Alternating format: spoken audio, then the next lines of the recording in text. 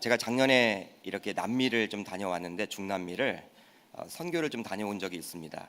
네, 목사님이 목회를 하시다가 선교사님으로 가셨는데요. 이렇게 새벽 부흥회 같은 이런 집회가 그립다라는 거예요. 해외에서 이렇게 목회를 하는 것 자체가 쉽지는 않겠지만 또 부르짖고 하나님 앞에 기도하고 또 외국에 나가서는 이런 새벽 예배 자체를 하기가 쉽지 않잖아요. 너무 여러분들 이게 그립다라고 이야기를 했습니다. 우리나라에서는 이렇게 또 새벽 집회를 하게 되면 많이들 나오시는데 이게 여러분 저는 복이 아닌가 그런 생각을 해봅니다. 우리가 다른 나라를 가보면요, 우리가 참 감사하는 것이 많다, 그게 느껴지게 되죠. 영적인 부분도 마찬가지라고 저는 생각을 해요. 여러분 하나님 앞에 부르짖고 또 기도할 수 있는 그 장이 있음을 감사하시기를 주님의 이름으로 축복합니다. 오늘은 저 이 본문의 말씀을 가지고 한번 따라합니다. 요셉은 절망, 하나님은 일하심, 이란 제목으로 좀 은혜를 나누고자 합니다. 한번 말씀을 한번 같이 읽는 시간 갖기를 원하는데요. 여러분들이 오늘 말씀입니다. 창세기 40장 14절로 41장 1절입니다. 우리 한 절씩 교독하시고 마지막 절 41장 1절은 우리 합독하도록 하겠습니다. 먼저 제가 40장 14절을 읽도록 하겠습니다. 당신이 잘 되시거든 나를 생각하고 내게 은혜를 베풀어서 내 사정을 바로에게 아뢰어 이 집에서 나를 건져 주소서.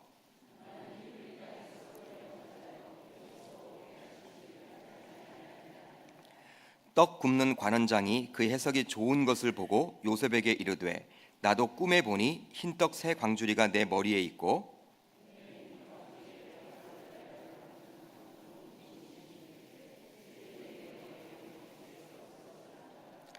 요셉이 대답하여 이르되 그 해석은 이러하니 새 광주리는 사흘이라.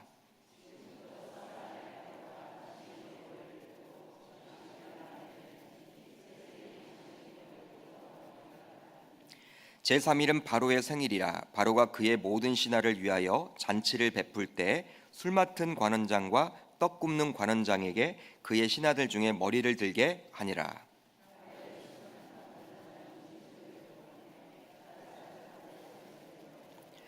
떡 굽는 관원장은 매달리니 요셉이 그들에게 해석함과 같이 되었으나 1절을 가직습니다. 만 2년 후에 바로가 꿈을 꾼즉 자기가 나일 강가에 서 있는데. 아멘. 여러분들은 혹시 하나님의 자녀로서 또 하나님을 믿는 신자로서 낙심한 적이 있으십니까? 하나님을 원망한 적이 좀 있으십니까?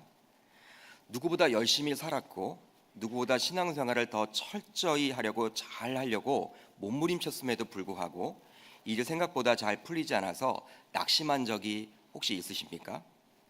분명히 하나님이 살아계시고 또 그 하나님이 나와 함께함을 믿습니다. 그럼에도 불구하고 생각보다 잘 풀리지 아니하는 자신의 현실을 바라볼 때 낙심하는 경우들이 있는 것이죠. 연약한 인간인지라 그리하는 것입니다. 분명히 우리 주변에서는 항상 우리 주님께서는 기뻐하라고 이야기를 하고 있어요. 빌립보서 말씀을 통해서 항상 기뻐하라고 우리 주님은 이야기를 하고 있지만 낙심케 되는 현실을 바라보면서 마냥 항상 기뻐할 수만은 없는 것이죠. 제가 몇 년 전 사역하면서 경험한 이야기인데요. 여자 집사님 한 분이 암 진단을 받으셨습니다. 좀 늦게 발견이 됐어요. 집사님은 평소에도 신앙생활을 얼마나 열심히 했는지 몰라요. 교구 식구들도 다 충격이었습니다. 정말 신앙생활을 열심히 했는데. 근데 청년 아들은요, 어릴 적부터 신앙생활을 잘 해왔지만 청년의 때가 되었고 직장생활을 하면서 바쁘다라는 이유로 이렇게 신앙생활을 잘 하지 못했습니다. 그런데 어머니가 암 진단을 받자 이 아들이 교회에 나오기 시작한 거예요. 교회에 나왔는데 평소에 주일 예배도 잘 나오지 아니했던 그 아들이 새벽마다 나오시는 거예요. 새벽마다 나와서 하나님께 부르짖었습니다. 우리 엄마 살려달라고. 효자였죠, 여러분. 처음에는 저희들이 한두 번 나오시다가 말겠지 했는데 그게 아니에요. 몇 개월 동안 빠지지 않고 계속 나오시는 거예요. 여러분 이렇게 5일 정도만 새벽 예배 나와도 쉽지 않잖아요. 근데 몇 개월 정도 이렇게 계속 나오시는 그 모습을 바라볼 때 하나님이 정말 은혜를 베풀어 주셔서 이 가정이 좀 회복이 되었으면 좋겠다. 저는 그런 마음을 가졌거든요. 기도를 했습니다. 그런데 어머니의 암 치료가 잘 진행되는 것 같았는데 갑자기 악화되어서 6개월 만에 돌아가셨어요. 소천하게 되었습니다. 하나님의 부르심을 받게 된 것이죠. 그 회장으로 교회에서 장례를 진행했는데요. 그 이후 아들이 교회를 나오지 않는 거예요. 나오지 않습니다. 제가 가서 만나봤습니다. 신방을 해봤습니다. 그랬더니 하나님을 원망하더라고요. 왜 하나님께서 살아계시다면 우리 엄마 정말 좋은 엄마인데, 나를 위해서 그렇게 기도 많이 하셨던 엄마인데, 어머니인데 왜 이렇게 데려가셨는지 저는 이해를 못하겠다고 원망하며 불평하더라고요. 여러분, 신자들 가운데서도 제가 방금 언급한 이 아들과 같은 분들이 얼마나 많은지 몰라요. 하나님께 실망하는 것이죠. 우리나라 독자들에게도 유명한 잘 알려진 기독교 작가 가운데 필립 얀시라는 사람이 있습니다. 이 필립 얀시는 책을 한 권 이렇게 기록을 했는데 바로 어떤 책이었냐면 하나님 당신께 실망했습니다. 이런 책이에요. 하나님에 대해서 실망하면서 몇 가지 질문을 던집니다. 그 책의 내용은 바로 다음과 같습니다. 첫 번째 질문이 무엇이냐면 하나님께서는 과연 공평하신가? 애써 하나님을 따르려고 했지만 인생은 산산조각나고 말았다. 비참한 자신의 상태와 하나님 나라의 상급, 행복한 삶을 이야기하는 성경 말씀의 약속을 어떻게 연결할 수가 있겠는가? 여러분, 두 번째 질문은 무엇이냐면 하나님께서는 과연 침묵하시는가? 하나님의 뜻이라고 확신하고 나아갔지만 불행하게도 그 선택은 실패만을 안겨주었다. 하나님께서는 나를 위한 놀라운 계획을 가지고 계시는 것 같은데 그렇다면 왜 그 계획이 무엇인지 내게 말씀하지 않는 것인가? 세 번째 질문은 무엇이냐면요, 바로 다음과 같아요. 하나님께서는 숨어 계시는가? 여러분, 답답함을 토하고 있는 것이죠. 이것이야말로 우리를 가장 괴롭히는 문제이자 더 이상 양보할 수 없는 문제라는 거예요. 그러니까 하나님께서는 어떤 시기로든지 당신의 살아계심을 좀 증명해 주어야 하는데 그렇게 하지 못하니까 하나님께 실망했다라고 필립 얀심이 이야기를 합니다. 아무리 믿음이 좋고 또 신앙이 좋은 성자와 같은 사람이라도 죄성을 가진 인간인지라 하나님에 대한 원망, 하나님에 대한 불평, 하나님에 대한 실망, 하나님에 대한 낙심을 표현합니다. 오늘 본문을 보게 되면요, 요셉도 그리했음이 여러분 은연중에 나타나고 있어요. 물론 요셉이 직접적으로 하나님에 대한 실망과 낙심과 원망을 표현해주고 있지는 않습니다. 그러나 본문을 쭉 읽어보면요, 그런 느낌을 받게 돼요. 창세기 40장은 바로 요셉이 오간에서 벌어진 사건을 다루고 있는데 어제 우리가 살펴보았지만 요셉은 보디발 아내의 은밀한 유혹을 받게 되었습니다. 여러분, 커다란 집안에 둘이 있었는데 여자가 이렇게 요염하게 눈짓을 하면서 다가와서 여러분 스킨십을 합니다. 옷을 잡고 여러분 늘어지죠. 이런 상황 가운데 있지만 보디발의 아내 이 요셉은 신앙 가운데 물리치죠. 요셉은 여러분 보디발 아내를 설득하려고 하지 않고 옷을 벗어버리고 그 현장을 떠나버립니다. 결국 현장에 남은 요셉의 옷으로 인해서 그것이 바로 간음을 하려고 침범한 증거물로 둔갑이 되어서 이제 주인은 화를 내게 돼요. 이런 상황 가운데 요셉은 이제 큰 어려움을 당하게 되는데 바로 그 내용이 39장 19절로 20절의 내용입니다. 제가 읽어드립니다. 그의 주인이 자기 아내가 자기에게 이르기를 당신의 종이 내게 이같이 행하였다 하는 말을 듣고 심히 노한지라. 이에 요셉의 주인이 그를 잡아 옥에 가두니 그 옥은 왕의 조수를 가두는 곳이었더라. 요셉이 옥에 갇혔으나 요셉이 자기를 겁탈하기 위해서 들어왔다가 도망쳤다라는 아내의 이야기를 듣고 이제 보디발 그 주인은요 화를 냅니다.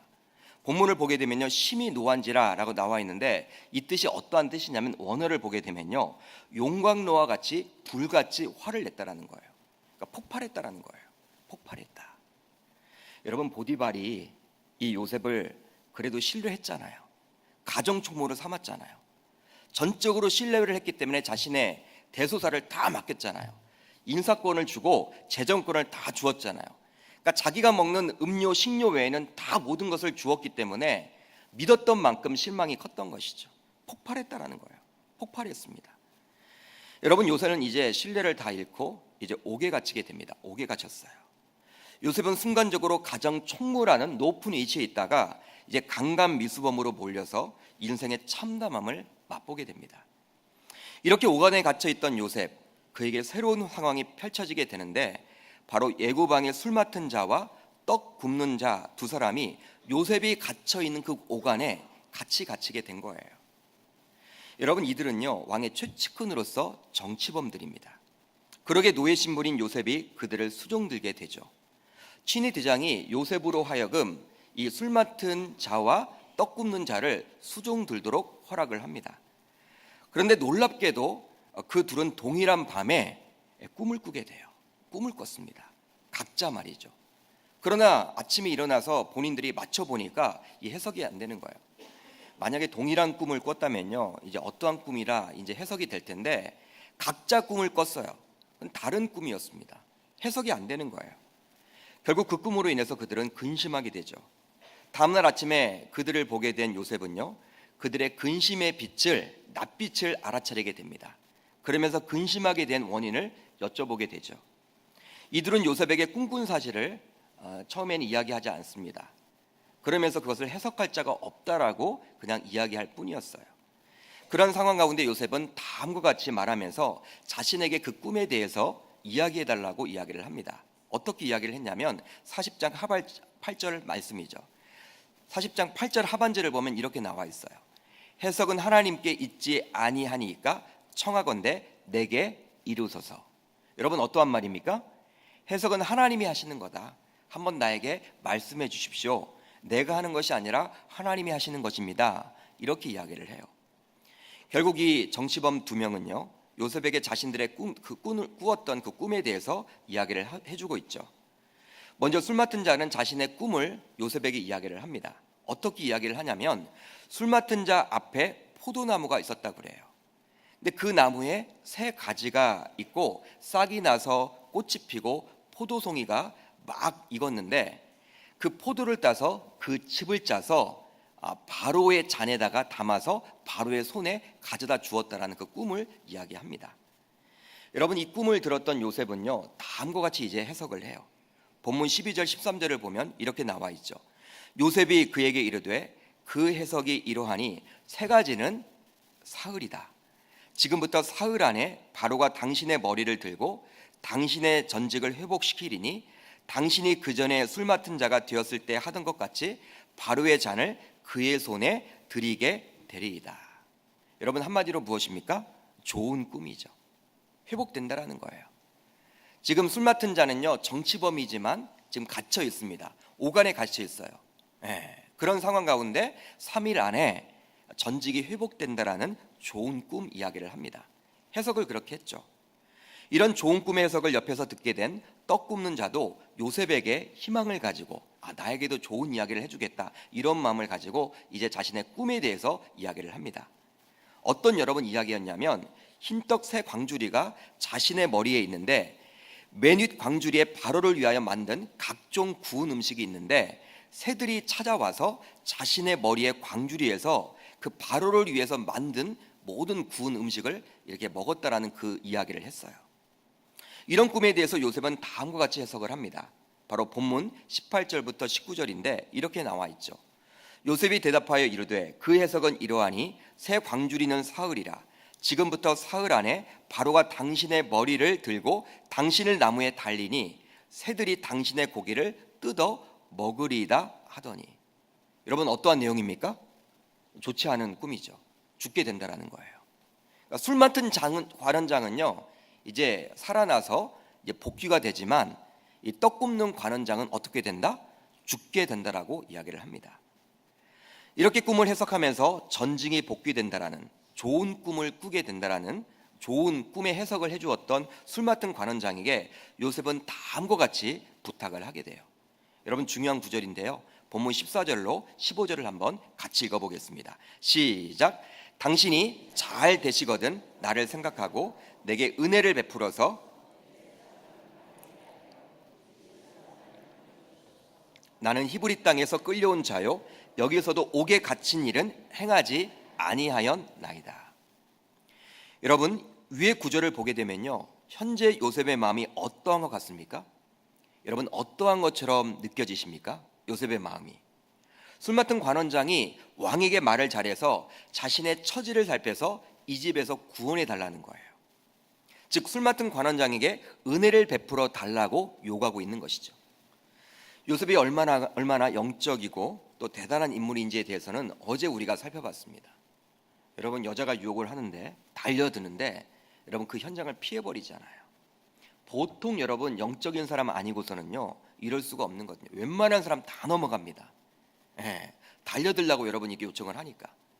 여러분 갑의 입장에서 을에게 그걸 요구하는데 자신의 가정 총무 일을 감당하기 위해서라도 그냥 눈을 한번 딱 감아도 될 만한 문제일 텐데도 요셉은 하나님을 알았고 하나님이 보고 계신다라는 그것 때문에 그냥 그 현장을 피해버려요. 대단한 여러분 영적인 거장이죠. 그런데 어제 우리가 살펴본 요셉의 모습과 오늘 본문에 등장하는 요셉의 모습은 완전히 달라요. 완전히 다릅니다. 요셉은 억울하게 옥에 갇혀 있지만 하나님과 함께 있습니다. 그렇기에 그곳에서도 간수장에게 은혜를 받아 간수장은 그에게 재반 사무를 다 맡겼죠.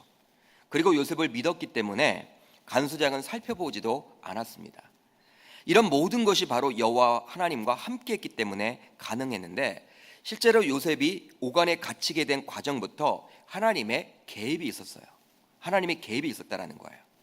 여러분 39장 20절을 보면 이렇게 나와 있죠. 우리 한번 같이 읽어봅니다. 39장 20절입니다. 시작. 이에 요셉의 주인이 그를 잡아 옥에 가두니 그 옥은 왕의 죄수를 가두는 곳이었더라. 요셉이 옥에 갇혔으나. 여러분 보디발이 화가 나서 심히 노하여서 옥에 가두게 되는데 지금 어떤 옥에 가두었습니까? 어떤 옥에 여러분 가두었다고 나와 있습니까? 왕의 죄수를 가두는 옥에 가두었다라는 거예요. 굳이 여러분 이 구절을 쓸 필요가 없습니다. 그냥 옥에 가두었다라고 해도 돼요. 그런데 왕의 죄수를 가둔 옥, 바로 누구를 가두는 옥이냐면 정치범들을 가두는 옥입니다. 정치범들은요 정치적인 상황에 따라서 풀려날 수도 있어요. 쉽게 풀려날 수도 있는 거예요. 그러니까 일반 잡범들과는 다르죠. 그런데 요셉은 현재 강간 미수범입니다. 강간 미수범, 잡범입니다, 여러분. 그런데 성경은 그가 정치범들이 갇히게 되는 왕의 죄수를 가두는 곳에 갇혔음을 은연중에 우리들에게 보여주고 있는 거예요. 굳이 이러한 사실을 기록할 필요가 없는데 이렇게 기록되어 있음은 옥에 갇히게 되었지만 요셉을 향한 하나님의 간섭하심이 있음을 보여주고 있는 것이죠. 이렇게 하나님의 보호하심이 있고 그곳에서도 하나님께 은혜를 입어 인정을 받았음에도 불구하고 요셉은 사람이기 때문에 꿈을 해석해서 고위직으로 복귀하게 되는 술 맡은 관원장에게 은혜를 베풀어 달라고 요구를 하고 있습니다. 여러분 오간에 있으면서도 지금 하나님의 은혜를 받고 있거든요. 하나님이 주시는 그 은혜가 있거든요. 그리고 하나님과 동행하고 있거든요. 그럼에도 불구하고 그는 지금 사람에게 매달리는 모습을 보여주고 있어요. 지극히 연약한 모습이죠. 우리가 오늘 읽었던 이 본문을 깊이 묵상하지 못하면요, 야 요셉은 완벽한 사람 같아 그렇게 취급하고 말 텐데 그리하지 않아요. 요셉도 저와 여러분들과 같이 성정이 같은 사람임을 알 수가 있는 것이죠. 따라서 이것을 통해서 우리는 무엇을 알 수가 있을까요? 바로 요셉이 낙심했음을 알 수가 있습니다. 여러분 직접적으로 하나님을 원망하진 않죠. 하나님께 낙심을 표현하고 있지는 않죠. 그렇지만 답답하다라는 거예요. 답답하다. 실제로 요셉은 술 맡은 관원장에게 다음과 같이 이야기를 합니다. 여기서도 옥에 갇힐 일은 행하지 아니하였나이다. 여러분 한마디로 무엇입니까? 억울하다라는 거예요. 억울하다. 이것을 통해서 요셉이 역시 사람이구나 우리가 생각해 볼 수가 있는 거예요. 절망 속에 빠져 있기에 빨리 옥에서 빠져나가고 싶은 여러분 그 마음을 표출하고 있는 것이죠. 여러분 억울하기도 하겠죠. 여러분 억울하지 않겠습니까? 자신은 누구보다도 하나님을 제대로 섬기려고 하나님 앞에서 죄를 지을지 않으려고 몸부림쳤는데 최선을 다했는데 현재 자신의 처지를 바라보면서 낙심이 생겼다라는 거예요. 여러분 왜 생기지 않았겠습니까? 여러분 이 본문에 나오는 요셉을 보면서 우리는 무조건 요셉을 나쁘게 볼 필요는 없는 것 같습니다. 나쁘게 볼 필요는 없어요. 나쁘게 볼 필요는 없다라는 거예요. 왜냐하면 누구나 요셉의 입장이 되면 그리 했을 것 같기 때문입니다. 정말 억울하지 않겠습니까, 여러분? 옥에서 언제 나갈지도 모르는 상황이니 얼마나 두렵기도 했겠습니까? 절망적인 상황 그 자체죠. 보통 판결을 받으면요, 이제 그 판결 날짜를 기다리잖아요. 뭐 2년이다, 3년이다 그러면요, 그 기한이 있잖아요. 오간에 있는 기한. 자신이 예상을 해볼 수가 있잖아요. 그런데 여러분, 지금 이 보디발의 그 노함에 의해서 갑자기 옥에 갇히게 되었기 때문에, 뭐 재판에 의해서 지금 옥에 갇힌 것이 아니기 때문에 언제 나오게 될지 몰라요. 여러분, 자신의 아내를 강간하려고 했던 사람이기 때문에 아마 보디발의 입장에서는요, 용광로자 같이 폭발했겠죠. 이건 용서할 수 없는 거예요. 용서할 수 없는 거예요. 그렇기 때문에 언제 나올지 모르는 상편입니다. 절망이 있다 보면 오늘 본문에 나오는 요셉과 같이 행동할 수 있음을 우리가 알기 때문에 요셉을 그리 나쁜 사람으로만 여길 필요는 없다라는 것이죠. 그런데 놀랍게도 요셉의 꿈 해석은 말아 떨어집니다. 바로 오늘 본문 21절로 22절을 보면 다음과 같이 나오고 있죠. 바로의 술 맡은 관원장은 전직이 회복되매 그가 잔을 바로의 손에 받들어 드렸고 떡 굽는 관원장은 매달리니 요셉이 그들에게 해석함과 같이 되었으나, 여러분, 꿈 해석이 맞아 떨어진 것입니다. 정확하게 요셉이 해석한 3일 만의 말이죠. 그렇다면 이런 꿈 해석이 맞아 떨어졌을 때 누가 가장 놀랐을까요? 여러분, 누가 가장 놀랐을 것 같습니까? 이런 꿈 해석이 맞아 떨어졌을 때 바로 술 맡은 관원장이었겠죠. 술 맡은 관원장. 자신의 꿈 해석뿐만 아니라 떡 굽는 관원장의 꿈 해석도 맞추었기 때문입니다. 처음 요셉이 꿈 해석을 했을 때, 3일 전에 꿈 해석을 했을 때, 여러분, 자기는 기분이 좋겠죠. 3일 만에 풀려나서 전직이 회복된다. 그렇지만 여러분, 믿고 싶었겠죠. 그렇지만 이 떡 굽는 관원장, 이 좋지 않은 꿈이기 때문에 설마 했을 거예요. 이게 과연 이루어질까? 기대는 하지만 여러분, 이것이 과연 이루어질까? 의심도 했을 거예요. 그게 바로 술 맡은 관원장의 여러분 마음이었을 것입니다. 3일 후에 근데 왕이 복권을 시킨 거예요. 자신의 전직이 여러분들 그대로 회복된 거예요. 얼마나 여러분 많이 놀랬겠습니까? 그런데 여러분, 23절을 보면요, 어떻게 이럴 수가 있지 생각이 들 정도로 놀라운 일이 벌어져요. 우리 23절을 같이 읽어봅니다. 시작. 술 맡은 관원장이 요셉을 기억하지 못하고 그를 잊었더라. 잊어버렸어요. 술 맡은 관원장이 요셉을 기억하지 못하고 그를 잊었대요. 정말 잊으려고 해도 잊을 수 없을 텐데 어떻게 술 맡은 관원장은 요셉을 잊어버릴 수가 있단 말입니까? 여러분, 이것이 과연 가능한 일일까요? 오간에 있다가 꿈 해석이 정확히 맞아 떨어져서 전직이 회복되었습니다. 어떻게 이것을 잊을 수가 있겠습니까? 또 요셉이 자기를 붙잡았잖아요. 붙잡으면서 꿈만 해석한 것이 아니라 자신이 억울하다라고 이야기를 하면서 당신이 잘 되면 나에게 은혜를 베풀어 주셔서 바로 왕에게 말을 잘해서 내가 정말 이 옥에서 좀 나갈 수 있도록 도와달라고 그러한 간절함도 들었기 때문에 잊을 수 없는 거예요. 이런 사실을 전혀 모르고 있었던 요셉, 여러분, 어떤 마음이었을까요? 3일이 지나서 옥에서 나가게 된 술 맡은 관원장이 자신을 기억해 줄 것을 고대했을 것입니다. 기대했겠죠. 하루, 이틀, 이제 열흘이 지났어요. 그리고 한 달이 지납니다. 오늘 될 거야. 오늘 내가 이제 풀려나게 될 거야. 석 달이 지났습니다. 6개월이 지났어요. 아마도 요셉은 6개월 동안 여러분, 지금까지 밖에서 오간으로 들어오는 사람이 여러분 들어올 때마다, 새로운 사람이 여러분 이렇게 오간으로 들어올 때마다 자신의 복권 소식을 듣고 자신이 풀려난다라는 이야기를 가지고 여러분 오간에 들어왔다라는 것을 기대했을지도 모르겠습니다. 그러나 아무 소식이 없는 거예요. 아무 소식이 없습니다. 시간이 더 흐를수록 더욱더 요셉은 깊은 절망감에 빠져들었을 거예요. 자신의 처지를 비관할 수도 있겠죠. 어쩌면 이제 요셉은 밖으로 나가겠다라는 생각을 접을지도 모르겠습니다. 포기할 수도 있을 것 같아요. 이제 시간이 많이 흘렀기 때문에. 그런데 41장 1절을 보면요, 하나님의 일하심이 보여져요. 여러분, 41장 1절을 우리가 한번 같이 읽습니다. 시작. 만 2년 후에 바로가 꿈을 꾼즉 자기가 나일 강가에 서 있는데. 할렐루야, 할렐루야. 만 2년 후에 당시 애굽의 바로 왕이 꿈을 꾸게 됩니다. 하나님이 바로 왕으로 하여금 꿈을 꾸도록 해주신 것이죠. 결국 요셉은 그 바로 왕의 꿈을 해석하여 결국 옥에서 나오게 됩니다. 할렐루야. 여러분, 무엇입니까? 요셉이 생각한 대로 요셉의 자신의 계획에 맞추어 요셉이 오간에서 나가게 된 것이 아니라 하나님의 계획에 맞추어서 요셉이 오간에서 나가게 된 것을 이야기해주고 있는 거예요. 철저하게 누구에게 달려있다? 하나님에게 달려있음을 보여주고 있는 것이죠. 바로 2년 동안 요셉은 감옥에 더 있었다라는 것입니다. 2년 동안 요셉은 오간에 있으면서 처음 가졌던 낙심이 곧 절망으로 바뀌어 힘들었겠지만 그 가운데서도 인내를 배우게 되었을 거예요. 인내를. 내가 계속 기다려야 하나 보다. 여러분 2년이 지난 다음에 이제 꿈 해석 여러분 이후에 바로가 나중에 부르지 않습니까? 그래서 이제 복권이 되잖아요. 여러분 그때 무엇을 깨달았을까요? 2년 동안 내가 기다렸던 것이 뭔가 이유가 있었겠구나. 아무리 자신이 노력해도 하나님의 때가 되어야지만 문제가 해결됨을 비로소 그는 깨달았던 거예요. 그리고 감옥에 있으면서 더욱더 행정 전반에 대해서 살펴볼 기회가 있었겠죠. 후에 요셉은 총리가 되는데 그 총리로서 유능하게 일처리를 하고 리더십을 발휘하게 되는 것은요, 이때 이 정치범들이 이렇게 있는 이 감옥 안에서 사무 전반을 살펴보고 또 행정적인 일을 처리했기 때문에 그러한 일들을 하지 않았나 저는 생각을 해봐요. 여러분 한번 생각을 해보십시오. 이제부터가 중요합니다.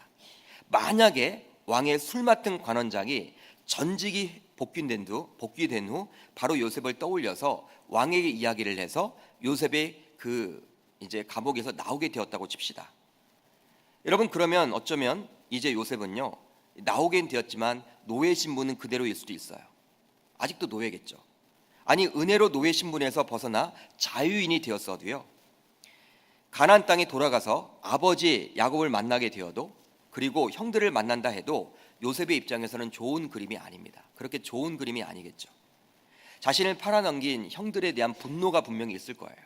그 분노를 가지고 아버지에게 이야기를 했다면 아버지는 여러분 형들을 불러서 또 한번 가정이 풍지박산이 될 것입니다. 분란이 되겠죠. 그리고 중요한 것은 우리가 잘 알다시피 애굽의 총리와도 거리가 멀었을 거예요. 그런데 요셉이 비록 낙심하고 절망한 시기였지만 하나님께서는 일하심으로 요셉을 향한 자신의 뜻이 점점 이루어지도록 해나가도록 해주셨습니다. 바로 하나님의 일하심이죠. 사랑하는 계명교회 성도 여러분, 우리는 행여 어떠한 문제로 인해서 낙심할 때가 있습니다. 낙심할 때가 있어요. 여러분 우리가 완벽한 사람이 아니기 때문에 하나님을 원망할 때도 있어요. 낙심할 때도 있습니다. 제가 말씀을 드렸죠. 하나님을 원망하고 낙심하지만 하나님만 떠나지 않으면 된다고. 여러분 떠나시면 안 돼요. 낙심이 들 때도 있고 원망이 들 때도 있지만 그때일수록 더욱더 하나님의 뜻이 무엇인지를 간구하셔야 되는 이유가 바로 거기에 있는 거예요. 떠나버려서는요 자신만 손해예요. 요셉이 여러분들 하나님 믿었죠. 여러분 감옥 안에 있으면서도 그는 하나님을 깊이 있게 원망하진 않지만 여러분 이렇게 말투에서 지금 그게 묻어나고 있잖아요. 원망을 했어요. 실망을 했습니다. 떠나지는 않았어요. 원망할 수 있다라는 거예요. 실망할 수 있다라는 거예요. 낙심할 수 있다라는 거예요. 그러나 낙심했다는 것이 중요한 것이 아니라 우리가 낙심한 가운데서도 하나님께서는 무엇인가 일하시고 계시다라는 사실을 여러분 믿으시길 바랍니다. 우리가 보기에는 절망이고 낙심하게 될지라도 하나님은 우리가 보지 못하는 무언가를 위해서 분명히 일하고 계신다라는 그 사실에 우리는 주목을 하셔야 되는 거예요. 그러게 우리는 하나님을 신뢰하면서 철저하게 잠잠함에 여러분 신뢰하면서 나아가야 하는 것이죠. 혹시 여러분들 가운데 예수에게 우리가 기도하는 가운데 혹시 여러분들 어떠한 문제로 인해서 낙심한 형편에 있다면 하나님의 분명한 일하심이 있음을 신뢰하고 잠잠히 기다릴 수 있는 저와 여러분 다 되시기를 주의 이름으로 축복합니다. 이건 결코 쉽지 않죠. 요셉은 절망을 했습니다. 낙심을 했습니다. 한번 생각을 해보세요. 2년 동안 여러분 하나님 불평하지 않았겠습니까? 그러한 내용은 성경에 나와 있지 않아요. 나와 있지 않아요. 그러나 사람인지라 술 맡은 관원장 역시 사람은 믿을 게 못 되나 봐. 사람을 믿을 게 못 된다. 그런 마음도 여러분 아마 가졌을 거예요. 그렇지만 2년 동안 하나님은 그를 다듬어요. 총리로 만들어 주기 위해서 다듬는 과정이 필요했던 거예요. 여러분 한번 생각해 보세요. 애굽이란 나라, 큰 나라에 여러분 총리가 되었다라는 것은요, 이 국무총리를 이야기하는데 여러분 17살에 노예로 팔려가지고 가정총무의 역할을 했고 여러분 그리고 감옥에 있는 그 상황, 갑자기 여러분 총리가 될 수 없잖아요. 하나님도 여러분들 한 나라의 총리를 삼을 때 아무나 세우진 않잖아요. 바로 2년 동안의 시간이 필요했기 때문에 하나님이 그렇게 다듬어 나아갔다는 사실입니다. 요셉은 그걸 모르기 때문에 절망이었죠. 그렇지만 후에 보게 되면 그것이 바로 하나님의 일하심을 우리가 알 수 있는 거예요. 여러분, 우리가 절망하지만 하나님은 지금도 일하고 계신다라는 그 사실을 여러분들이 꼭 기억하신다면 우리가 여러분 이 땅에 살아가면서 어떠한 낙심된 문제가 있더라도 우리는 포기하지 않게 되리라 저는 믿습니다. 하나님을 신뢰하시고 잠잠히 나아가게 된다면 오늘 본문에 나와 있는 이 요셉과 같은 나중에 큰 하나님의 복을 받는 놀라운 역사가 나타나게 되리라 저는 믿습니다. 이런 내용 다음에 내일 신수성가의 삶이 이어지는 거예요. 여러분, 기대하시는 마음을 가지고 내일까지 나오셔서 큰 은혜 받으시기를 주의 이름으로 축복합니다.